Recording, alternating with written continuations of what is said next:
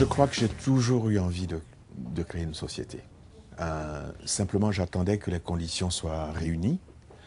Et j'ai estimé que j'avais réuni les conditions quand j'ai eu un réseau suffisamment étendu de clients, des gens avec qui j'ai travaillé, qui me connaissaient et qui me faisaient confiance.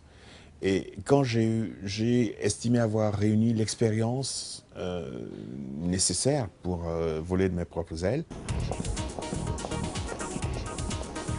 C'est ici, dans le prestigieux quartier d'affaires parisien de La Défense, qu'Edouard Sanou a commencé à voler de ses propres ailes, comme il dit.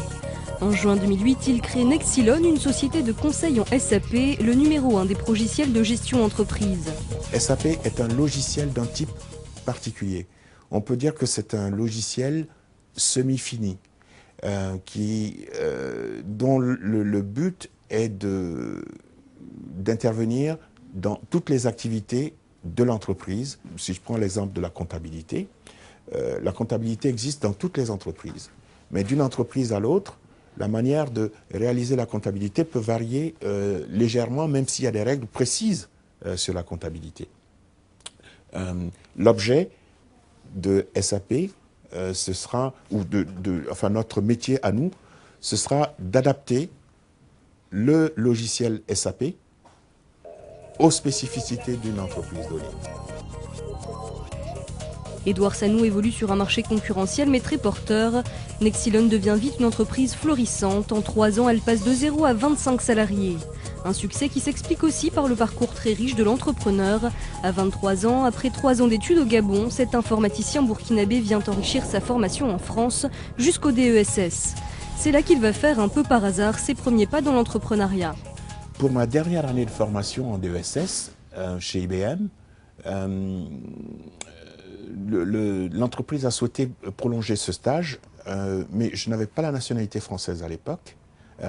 Ça n'a pas été possible.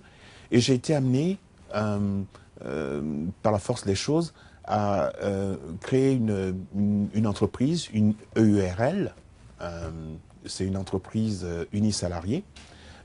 Parce qu'à l'époque, on avait le droit de créer son entreprise, mais en tant qu'étranger, en tant qu'étudiant étranger surtout, je n'avais pas le droit de travailler. C'est ainsi qu'Edouard Sanou commence sa carrière de consultant qui va l'amener dans différentes entreprises, SAP, Oracle, Steria. Au bout d'une vingtaine d'années, il saute le pas et décide de créer Nexilon.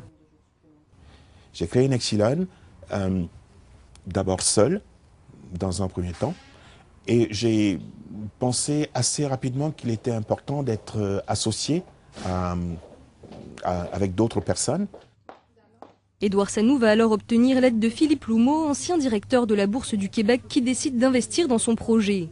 Au départ, il y avait aussi Nacera, son associé. Je me suis lancée dans l'aventure Nexilon parce qu'Edouard Sanou me l'a demandé. Je viens pas du tout. Enfin, j'ai travaillé dans le monde de l'informatique avec Edouard chez Oracle, chez SAP. Donc c'est quelqu'un que je connaissais très bien, que j'ai eu en tant que manager. Je connaissais ses valeurs et j'avais envie de partir dans cette aventure avec lui. Une aventure qui démarre plutôt bien. En 3 ans, Nexilon a vu son chiffre d'affaires passer de 600 000 à 2 300 000 euros. Mais pour assurer sa pérennité, l'entreprise devra encore se solidifier financièrement. Les projets sont des projets qui coûtent cher. Vous ne pouvez pas demander à une entreprise de vous confier un projet dont le budget équivaut à votre chiffre d'affaires annuel. Voilà. Et nous avions besoin d'atteindre le seuil des 2 millions d'euros de chiffre d'affaires. Bon, ça a été fait fin 2010. Là, nous espérons atteindre les 3,5 millions, mais le vrai seuil, c'est d'être au-delà de 5 millions d'euros. Un pari qui ne sera pas facile à atteindre en temps de crise. Nexilon a dû revoir ses ambitions à la baisse.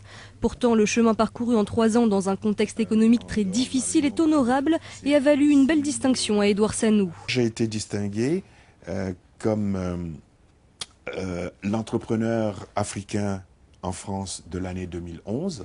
C'était la première édition. Il y avait 5 catégories dans cette compétition et Nexilon a été distingué dans la catégorie la plus prestigieuse. C'est une vraie surprise pour nous. Un prix qui reflète les performances économiques de son équipe mais aussi sa diversité. Aujourd'hui, je crois qu'il n'y a pas un seul continent qui ne soit pas représenté chez Nexilon. Nous avons des gens de toutes les origines. Le fait d'être issu de la diversité fait que pour nous, la diversité ne fait pas peur. Au contraire, c'est une richesse. Une diversité qu'il aimerait appliquer au-delà du recrutement. Nexilon, qui travaille essentiellement en Europe, n'opère pas encore dans le continent d'origine de son fondateur. SAP est un produit qui reste relativement cher pour les entreprises africaines, mais nous sommes prêts à accompagner des entreprises africaines qui auraient les moyens ou le souhait d'utiliser SAP comme outil de gestion. Oui. Prochain objectif de Nexilon, 25 nouvelles embauches d'ici fin 2012, un recrutement qui pourrait peut-être concerner des informaticiens basés sur le continent africain.